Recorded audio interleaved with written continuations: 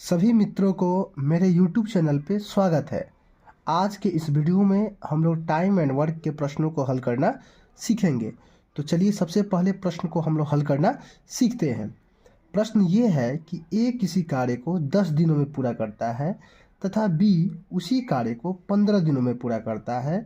तो ए और बी दोनों अगर साथ मिलकर काम करना शुरू करें तो कार्य कितने दिनों में समाप्त होगा।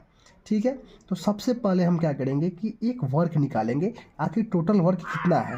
तो टोटल वर्क निकालने के लिए हमें क्या करना पड़ेगा कि ये जो दोनों डेज दिए गए हैं 10 और 15, दोनों का हमें लेना होगा एलसीएम। ठीक है, एलसीएम अगर 10 और 15 का एलसीएम अगर हम लेते हैं तो आएगा 30। यानी क्या हुआ, टोटल वर्क जो है वो 30 है। 30 काम को ए 10 दिनों में पूरा करता है, बी 30 काम को 15 दिनों में पूरा करता है।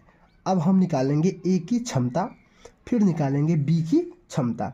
तो ए की क्षमता क्या है, क्षमता कहने का मतलब ये हुआ कि 30 काम को ए 10 दिनों में पूरा करता है, तो एक दिनों में वो कितना कार्य कर रहा है।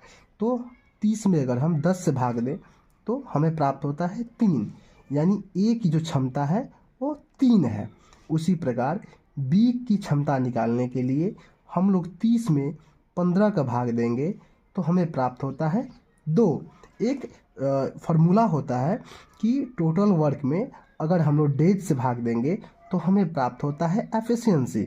एफिशिएंसी का मतलब होता है क्षमता, यानी ए की क्षमता निकल गई 3।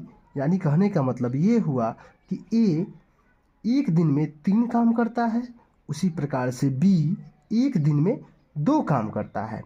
ठीक है, तो एक दिन में हमें पता चल गया है कि ए की क्षमता क्या है, बी की क्षमता क्या है। तो अगर मान लीजिए कि 30 काम अगर हैं तो ए और बी दोनों क्योंकि काम करेंगे अब मिलकर, तो ए करेगा एक दिन में 3 काम, बी करेगा एक दिन में 2 काम। यानी एक दिन में अब काम जो होंगे, एक दिन में टोटल काम जो होंगे आपके वो होंगे 5। ठीक है, अब हम लोग 30 में अगर 5 से भाग देंगे तो ये 6 बार में कैंसिल हो जाएगा, यानी आ गया आपका 6। अर्थात ये कि ए और बी अगर साथ मिलकर काम करना शुरू करें तो काम जो है 6 दिनों में समाप्त हो जाएगा।